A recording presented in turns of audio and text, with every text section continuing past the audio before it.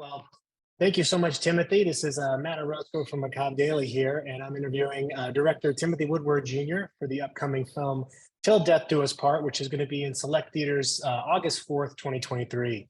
So, Timothy, thanks so much for being here, and congratulations on the film. You know what? Oh, of course. Well, I just got a chance to take a look at it, and I think folks are going to have a lot of fun with this one. Definitely has a good balance of humor, action, and some really great choreography. Great, thank you. Yeah, that was the idea to really do a genre bending movie and have a little bit of all of that in there. So I'm glad you enjoyed it. Well, I know we have a little bit of time, Timothy, so I'll keep the questions kind of brief. But the first one is, what initially drew you to the project, both as a director and also as a producer?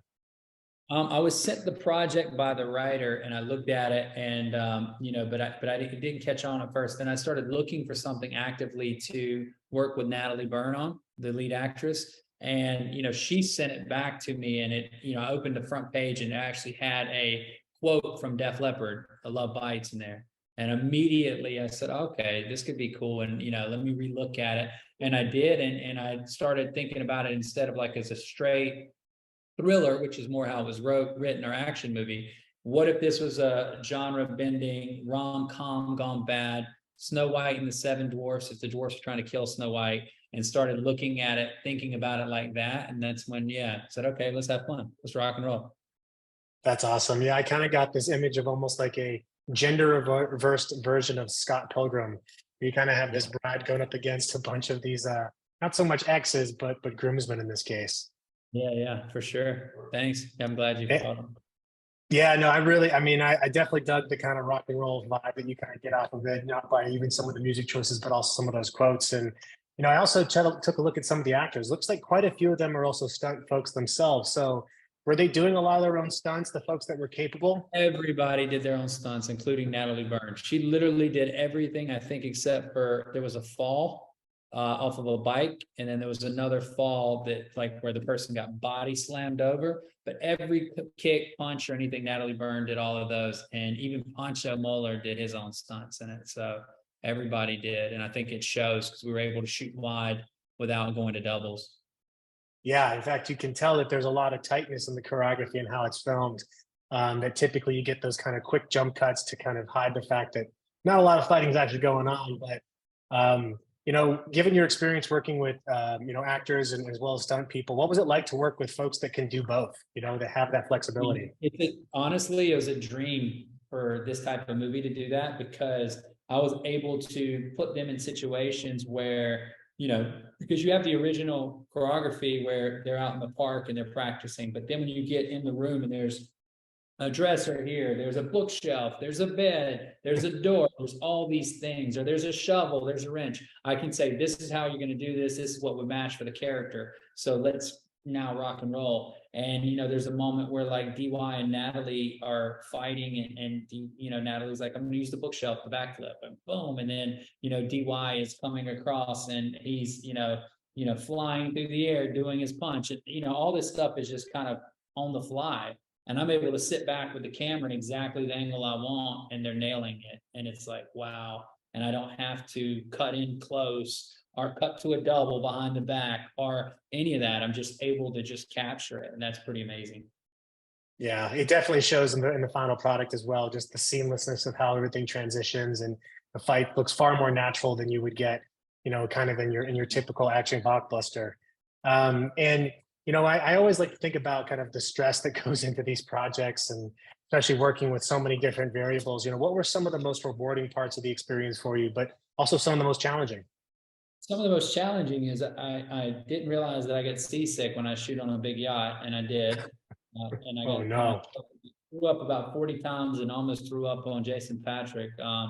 Yeah, but and some of the rewarding parts were getting to choreograph, the action, getting to have creative control and change things up, getting to incorporate the type of music that I wanted to, and do something that's, very bending and different, in a way of, it doesn't follow a typical story structure per se, and that it's, doesn't follow typical genre rules, and it just kind of goes all over the place. And that's what I wanted. I wanted to do something that was challenging to me and different. And I felt like I gave it my best shot, at least, you know. Well, I think your best shot was a great shot. So we should be, again, very, very proud of that. And, you know, you mentioned that before there was parts of the script that were a little different than kind of how the approach you wanted to take to film. What were some of those changes, and anything you could speak about is great to hear.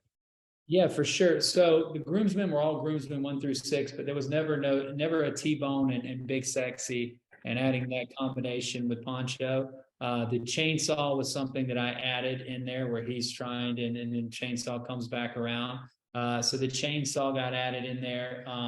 Then the certain kills were very different. You know, basically the structure of, you know, the dialogue was similar, but the structure, like Cam's character, for example, was supposed to turn on heavy metal music and dance to like this, and I had it more of a classical tone and added more of these things in there. We changed up some of the kills. The end of the movie where the bride and the groom are there, that was supposed to be a straight talking scene, and I added it where there's this dance, and I added the dancing elements throughout the script, so the dance became a part of it too. So there was a few things like that. You know, we stuck true a lot with the dialogue, but, you know, added a lot of elements in the tone and the feel of it. You know, like I said, it was very, you know, an action, you know, gotta go get her, let's get her. And I added a lot of stuff in between with the characters where they're fighting with each other, arguing, and they have their own little personalities and stuff.